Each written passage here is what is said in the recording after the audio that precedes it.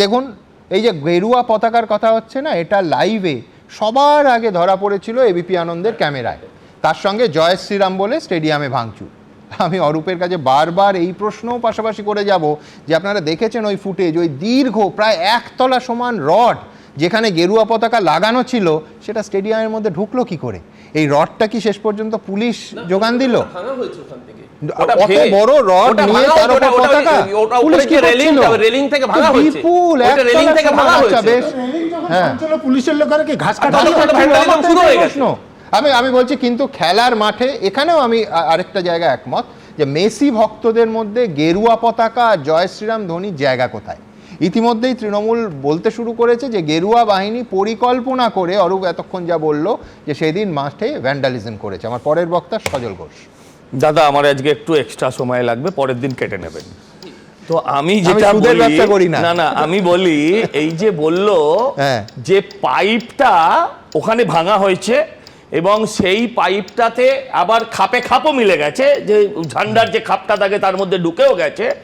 আমার ধারণা অরূপ চক্রবর্তী নিজে এটা ভাঙালো কিনা সেটা আজকে মানুষের মনে সন্দেহ আসবে। ও জানলো কি? ওর তো মাঠে যায়নি। আমি বলছি শুনুন, খেলার মাঠে আপাতকালীন ব্যবস্থা হিসেবে যেমন একটা ফায়ার ব্রিগেড রাখতে হয়, অ্যাম্বুলেন্স রাখতে হয়, স্ট্রেচার রাখতে হয়, ডাক্তার রাখতে হয়, সেরাম এখন তৃণমূলীরা গেরুয়া ঝান্ডাও রাখছে। যখনই দরকার হবে ওটা নিয়ে দুপাক ঘুরিয়ে দাও, ঝামেলা শেষ। যথেষ্ট সময় ধরে, কয়েক ঘন্টার বেশি সময় ধরে এই ঘটনা ঘটেছে। আর যদি আপনি বিশ্বাস করেন যে 2-4 গেরুয়া পতাকা নিয়ে পুরো স্টেডিয়ামকে লণ্ডভণ্ড করতে পারে, তাহলে যদি 200 জন গেরুয়া পতাকা নিয়ে ওই একদম নবান্নের ধারে কাছে পৌঁছে যায়, 14 তলা থেকে গঙ্গার জলে কাউকে চুড়েও ফেলতে পারে, এটা আশ্চর্য হবার কিছু নেই। কিন্তু আমার কিছু নিজস্ব অভিজ্ঞতা আছে, আমি সেখান থেকে 2-4টে কথা। তোমার কি এই খবর আছে যে যাদের হাতে ওই বিরাট 1 তলা সমান রড দেখা গেল না, আমি বলছি যে তাদের কি গ্রেফতার করেছে পুলিশ? এটাও তো আমাদের জানতে হবে। না আমি বলছি ফুটেজে ক্লিয়ার গ্রেফতার করবে, বিজ্ঞাপনের বিষয় নয়, অ্যারেস্ট ভালো করে দেখা যায়নি, তাদের ছবিও কিন্তু ভালো করে দেখা যায়নি। আমি আপনাকে শুধু গেরুয়া পতাকাটা দেখানোর ছিল, দেখিয়ে দিয়েছে, তারা তো অরূপ চক্রবর্তী ধরা পড়তো। আমি যেটা বলতে চাই সেটা হচ্ছে, আপনি প্রথমেই বললেন না যে football is a team game. টিমই তো জিতেছে দাদা, অরূপ বিশ্বাসের টিম জিতেছে, সুজিত বোসের টিম হেরেছে। সুজিত বোস চেয়েছিল যে মেসিকে এনে ওই তার এটা উদ্বোধন করাবে, স্ট্যাচু নিয়ে লোকে অনেক কথা বলছে যে মেসির গোপন রোগ আছে, কেউ বলছে অনেক ছেলে মেয়ে এই অনুষ্ঠান দেখে, তুমি এখানেই থাকো। না ওইখানে থেমে গেছে। আমি মূর্তিটা মেসির না ঋত্বিক রোশনের, এই প্রশ্ন আমারও আছে। অনেক প্রশ্ন হচ্ছে, ননদের ভাসুরের ছেলে এইসব বলছে লোকে। আমি বলছি এই বিকৃত মূর্তিও রাখা উচিত না। আমার যেটা বলার বক্তব্য হচ্ছে, দাদা দেখুন, আমি নিজেই যে এতক্ষণ মার্টিনেজ করলেন না, বিশৃঙ্খলা হয়েছিল, ওই দিন মার্টিনেজ লেবুতলা মাঠেও এসেছিল, সন্তোষ মিত্র স্কোয়ারেও এসেছিল। বিশৃঙ্খলার কোনো খবর আপনাদের কাছে নেই। কারণ খেলাটাকে যদি খেলাই করব, যদি আমার গোষ্ঠীবর্গ, ও যে বললো ডায়মন্ড হারবারের মেম্বার হিসেবে এসেছিল, 2টো বাচ্চার মুখ দেখাচ্ছে, সেখানে 2টো ব্যাঙের ছবি লাগিয়ে দিচ্ছে মুখের ওপর, ওগুলো কাদের ছেলে কাদের মেয়ে? আমার প্রশ্ন হচ্ছে, ওখানে তো স্বরূপ বিশ্বাসের ছেলে মেয়েকে দেখা যাচ্ছে না। এখানে আমি প্রবল আপত্তি করব। আমি চিনিও না তাদের। কেন আপত্তি করছি? এক হচ্ছে যে আমার ধারণা মুখ যেই ঢেকে, সম্ভবত অমিত মালবিয়া ঢেকে প্রেস কনফারেন্স করেছেন, তার কারণ হচ্ছে অপ্রাপ্তবয়স্ক বাচ্চাদের মুখ দেখা যায় না। একদম আমার কাছে মুখ খোলা ছবি আছে, আমি তো দেখাচ্ছি না। আমার বক্তব্যটা হচ্ছে, অরূপ বিশ্বাসের, স্বরূপ বিশ্বাসের ছেলে মেয়েকে দেখা গেছে ওখানে। ওরাও কি ডায়মন্ড হারবার টিমে আছে? আমি এটা জানতে চাইছি। তারা দুজনেই নাবালক।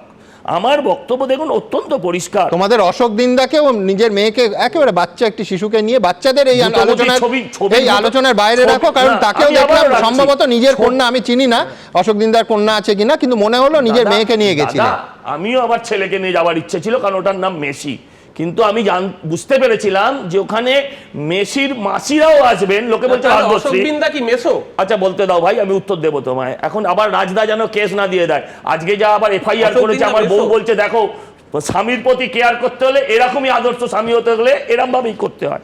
আমি আপনাদের বলছি, প্রথমত ওখানে মিডিয়ার পারমিশন ছিল না, আমি যতটা জানি। ওরা ফিড দিচ্ছিল। আমি বলছি ওখানে যদি কেউ, প্রথম বলছি এখানে সেলফি তোলারও ব্যবস্থা ছিল না। আমি আপনাকে বলছি সেলফি তোলার ব্যবস্থা ছিল না। 10 লাখ টাকার সেলফি যদি হয় তার ট্যাক্স কত টাকা হয় আমি জানতে চাই, ট্যাক্সটা জমা পড়েছে কিনা। আমি আবারও বলছি, শতদ্রু দায়িত্ব ততটুকুই, যদি মাঠে মেসি না আসে এবং চুক্তি অনুযায়ী সে যদি সেখানে পারফর্ম না করে তাহলে তার দায় শতদ্রুর থাকা উচিত। কিন্তু ওখানে যে মৌচাকের মতন লোক ঘিরে ধরবে, ও কি করবে? আপনি বাস্তবটা বলুন, যে আপনি একটা অনুষ্ঠান করছেন, আপনার কাজ হচ্ছে কাউকে মাঠে পৌঁছে দেবো, ব্রোকার দালাল যাই হোক, ও তো টাকা কামাতেই এসছে। কিন্তু ওকে রেখে মাঝখানে কত লোক কি কি কামাতে চেয়েছিল আজকে সেটা প্রশ্ন উঠছে। আজকে আমার ধারণা সুজিত বোস যেভাবে টিকিট বাঁটছে, সুজিত বোস এই গন্ডগোলটা করায়নি তো, চান্স পায়নি বলে। মানুষের কাছে এই প্রশ্নগুলো বারবার আসছে। তদন্ত কমিটি করেছেন মমতা ব্যানার্জি, তাহলে লোককে এখনো ধরছেন কেন? মমতা ব্যানার্জি টুইটারে ক্ষমা চেয়েছেন, যদি ক্ষমা চান যেই ঘটনার জন্য, সেই ঘটনায় আবার লোককে গ্রেপ্তার করেন কি করে? আমি বলছি তদন্ত কমিটি তদন্ত করলে পুলিশ আরো 9 জনকে ডেকে পাঠিয়েছে। কেন 9 জনকে ডেকে পাঠাবে? সেই তো ডেকে পাঠানোর তালিকায় এই অরূপ বিশ্বাসরা থাকবে না কেন? স্বরূপ বিশ্বাসরা থাকবে না কেন? আমার কথাগুলোর একটারও উত্তর দিতে পারবেন না। আমি বলছি জল ওখানে বেঁচেছে, তার নাম বাবু সোনা কিনা খোঁজ নিন। বাবু সোনা হচ্ছে অরূপ বিশ্বাসের ঘরের লোক, অরূপ চক্রবর্তীও জানে। পেরেকটা ঠুকলেও টিকিটটা পায়। এখানকার আমার বক্তব্য হচ্ছে, তুমি পরে বলো, আমি যদি তোমার ভুলভাল বলা শুরু করি তাহলে ভালো লাগে। 20 টাকার টিকিট এই জল 200 টাকায় বিক্রি হলো কি করে? যদি আপনি ভাবেন যে আপনি যা বোতল দেখালেন ওই বোতল পকেটে করে আনা যায়, রাত্রিবেলা ঢুকিয়ে দিয়েছে। আমি তো ভেতরের ছবি দেখলাম 60,000 বোতল। যে পুলিশ বলে যে রাত্রিবেলা ঢুকিয়েছে, সেই পুলিশের আর পুলিশ হিসেবে থাকা উচিত কিনা আপনি বলুন। আরে কল্পনা করো সজল, আমার আশঙ্কা আরো মারাত্মক। ওইখানে কেউ যদি বিস্ফোরক ঢোকাতো, পরের দিন মুখ্যমন্ত্রীর ওই মাঠে থাকার কথা ছিল। মজা হচ্ছে। আচ্ছা আমি বলি, মুখ্যমন্ত্রী ফিরে গেল কেন মাঝপথ থেকে? মুখ্যমন্ত্রীর তো দায়িত্ব ছিল পুলিশ মন্ত্রী হিসেবে ওখানে গিয়ে মানুষকে সাবধান করা, মানুষকে আশ্বস্ত করা, মানুষকে ঠান্ডা করা। মদন যা যেটা পারে, মদন করে আমরা এত কথা বলি যে প্লেয়ারদের আবার মাঠে নামাতে পারে। মেসি 1.5 ঘন্টা প্লেনে বসে রইলেন, ফিরিয়ে এনে আরেকবার মাঠে দাঁড় করাতে পারতেন না? মুখ্যমন্ত্রী পারেন না এমন কোনো কাজ আছে? সজল ঘোষের কথায় যা বুঝলাম, শতদ্রু হচ্ছে বেচারা। আমি জানি না আগামী দিন যখন এই চিটিংবাজের বিরুদ্ধে যখন মামলা হবে, মামলাটা মুভ করবে, তখন আবার তরুণ জ্যোতি তার হয়ে মামলা লড়বেন কিনা। কারণ রাজ্য সরকার গ্রেপ্তার করলেই তো তরুণ জ্যোতি আর বিকাশ ভট্টাচার্য এক হয়ে যাবে মামলা লড়তে। দ্বিতীয় কথা, সেলফি তোলার উপর জিএসটির কথা বলছিল। বাবা, তোমার মুখ্যমন্ত্রী স্ত্রী যখন সেলফি তুলেছিলেন, ক টাকা দিয়ে সেলফি তুলেছেন আর কত টাকা জিএসটি ভরেছেন, আগে এই প্রশ্নের উত্তরটা দাও। আর কারুর বিরুদ্ধে বেসলেস অ্যালিগেশন করার আগে ভাই তুমি ভেরিফাইড হলে পরে তুমি অ্যালিগেশন আনো না। কিন্তু কারুর বিরুদ্ধে বেসলেস অ্যালিগেশন এনে একটা বাজারে হাওয়া গরম করে নিজের বিরাট বিপ্লবী সাজে যায় না। তুমি একটু আগে যে অ্যালিগেশন করলে তার তোমার সপক্ষে কোনো প্রমাণ? তুমি মার্কেটে হিরো সাজার জন্য কারোর নাম ড্রপ করে বেসলেস অ্যালিগেশন আনো না। কার নাম? তুমি আগে উত্তর দাও না। অশোক দিনদা ছিল কি ছিল না? ছিল তো। কোন অধিকারে ছিল? কোন এখতিয়ার ছিল? মাঠের পুলিশ ঢুকতে দিল? মাঠের ভেতরে পুলিশ, ভাই দায়িত্ব তো ছিল পুলিশের। আরে ভাই মাঠের ভেতরে কোন এখতিয়ার ছিল? আমি এক লাইন বলি। আমি আপনাকে যেটা বলেছিলাম, ওখানে টিকিট আমি বলছি, আমি স্টেডিয়াম করেছি, সল্টলেক স্টেডিয়াম করেছি। বিষয় করেছি মানে ভাই খেলার অর্গানাইজ করেছি। আমি বলছি ওখানে টিকিটের সিট নাম্বার দেওয়া থাকে, যদি কোনো সিট ড্যামেজ থাকে সেই টিকিটটাকে ডিস্ট্রয় করে দেওয়া হয়। ওখানে অশোক দিনদা গেল কেন, এই প্রশ্নটার উত্তর তোমার দেওয়া উচিত। উল্টো তুমি আমার প্রশ্ন করো। যেন ভুলে না যাই, 2017 যখন আন্ডার 17 ওয়ার্ল্ড কাপ হচ্ছে, আসাম কিন্তু সেমিফাইনাল করতে পারেনি, বন্যায় ভেঙে বেঁচে গেছিল। 24 ঘন্টার নোটিশে পশ্চিমবঙ্গে এই যুব ভারতী স্টেডিয়ামটা তারা অর্গানাইজ করেছিল। সেই জন্যই তো আরো সতর্ক থাকতে, একদম আরো সতর্ক রাখা উচিত ছিল যে এইভাবে এই স্টেডিয়ামে যেন বাঙালির মুখ না পড়ে। হ্যাঁ দেখুন, আমার যে পুলিশের আইন আমি জেনেছি, আমি বললাম 2 বছর ডিসি হেডকোয়ার্টার ছিলাম। তো যিনি আয়োজক তিনি সত্যি যাকে আনার কথা, যা যা করানোর কথা তার জন্য দায়বদ্ধ। কিন্তু ক্রীড়ামন্ত্রী জোর করে টিকিট না কেটে বা আমন্ত্রিত হয়ে বা না হয়ে ঢুকবেন, সেটা আটকানোর দায়িত্ব তার না পুলিশের। নিজের পদাধিকারী ঢুকতে পারে। মহারাষ্ট্রের মুখ্যমন্ত্রী ঢুকলে তখন আপনার অসুবিধা হচ্ছে না, কিন্তু ওই কোন জড়িয়ে সেলফি তো তুলতে পারেন না, ঘাড়ে পড়ে সেলফি তো তুলতে পারেন না, আশেপাশে দেখলে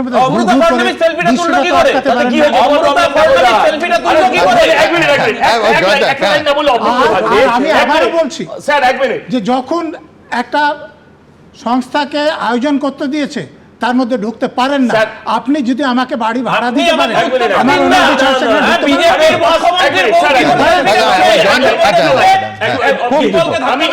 আমি বলছি যে ওই আপনার ফার্নান্ডেজের স্ত্রী যিনি ঢুকেছিলেন তার কাছে বৈধ পাস ছিল কি ছিল না ও দেখে নিক। এক, দুটো ছবি দেখান, এখানে বলছে পুলিশ গো ব্যাক, ওখানে বলছে মুম্বাই পুলিশ জিন্দাবাদ। এই দুটো ছবি ভাইরাল আছে। দিল্লিতে রেখা গুপ্তা এসছে, দিল্লির লোক বলছে একিউআই দিল্লি এয়ার এই জায়গায় এই বিধাননগর পুলিশ কিন্তু কোভিড পরিস্থিতিতে ইস্ট বেঙ্গল মোহনবাগানের ম্যাচ করতে পারেনি। নাম্বার 2, এখানে আপনারা এটা জিজ্ঞেস করছেন না কেন? এক মিনিট, যখন ব্লক ভাঙতে শুরু করলো তখনই পুলিশ কিন্তু আটকাতে পারতো।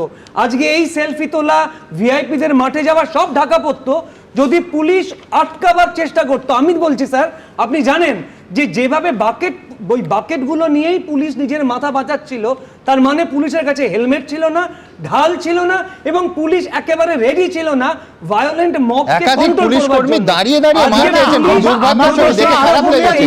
হ্যাঁ, আমি শুধু ওর সঙ্গে একটু তথ্য যোগ করব, সেটা হচ্ছে 2024-এর 18ই আগস্ট ইস্ট বেঙ্গল মোহনবাগানের খেলা হওয়ার কথা ছিল, কার্যত 3 প্রধানের সঙ্গে তাদের সমর্থকদের সঙ্গে পুলিশের খেলা হয়েছিল। আমি বলছি আরজিকর কাণ্ডের আবহে একটা রবিবার ছিল, আমরা প্রত্যেকে জানি কি হয়েছিল। হ্যাঁ, আমি যেটা বলছি যে ওখানে যিনি রাজ্যের সর্বোচ্চ পুলিশ অফিসার থাকবেন, তার কাজ ল অ্যান্ড অর্ডার সামলানো না উদ্যোক্তা সেজে প্লিজ করা। ওখানে লোকাল লেভেলে যিনি সর্বোচ্চ পুলিশ অফিসার, তার দায় ল অ্যান্ড অর্ডার সামলানো না সেলফি তোলার জন্য গিয়ে ঝামেলা লাগানো। আপনার এই বাণীটা আপনি মুম্বাইয়ের মুখ্যমন্ত্রীকে বলুন না, অসুবিধা আমি কলকাতায় বাস করি, আমি বাঙালি হিসেবে আমি মুখ পুড়িয়েছেন যে পুলিশ কিন্তু পাশাপাশি ওই গেরুয়া পতাকা এবং ওই লম্বা রড এ নিয়ে কিন্তু প্রশ্ন উঠছে, আমরা তুলেই যাব পরে। মেসিকে ঘিরে মাঠে ভিভিআইপিদের ঝাঁক, ছবি সেলফি তুলতে ঝাঁপিয়ে পড়া, গ্যালারিতে থাকা দর্শকদের মেসিকে না দেখতে পাওয়ার ক্ষোভ, বোতল বৃষ্টি, ভাঙচুর। এসবের মধ্যে শনিবার এই ছবিও ধরা পড়েছে যুবভারতী ক্রীড়াঙ্গনে। এক যুবক লম্বা রডের মাথায় গেরুয়া পতাকা নিয়ে মাঠে ঘুরছেন, সঙ্গে আরো কয়েকজন তুলছেন জয় শ্রীরাম ধ্বনি।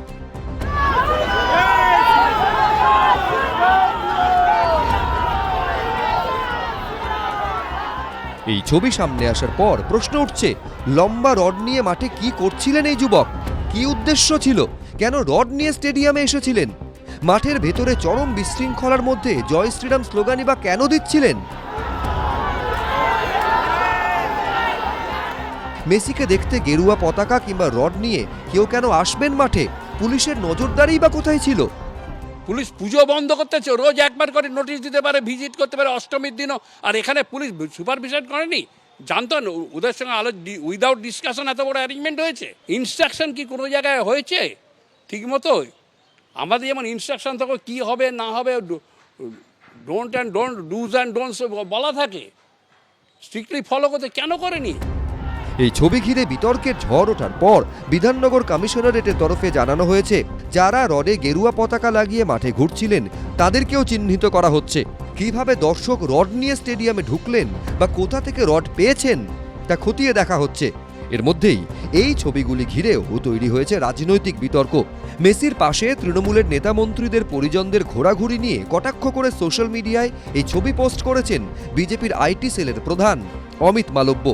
এক্স হ্যান্ডেলে তিনি লিখেছেন, যারা একচেটিয়াভাবে মেসির কাছে যাওয়ার সুবিধা উপভোগ করেছেন তাদের মধ্যে রয়েছেন মমতা বন্দ্যোপাধ্যায়ের ভাইপো এবং অভিষেক বন্দ্যোপাধ্যায়ের তুতো ভাই আকাশ বন্দ্যোপাধ্যায়, তার স্ত্রী, অভিষেক বন্দ্যোপাধ্যায়ের সোশ্যাল মিডিয়ার হ্যান্ডলার অদিতি গায়েন, মন্ত্রী অরূপ বিশ্বাস এবং তার ভাই স্বরূপ বিশ্বাসের মেয়েরা।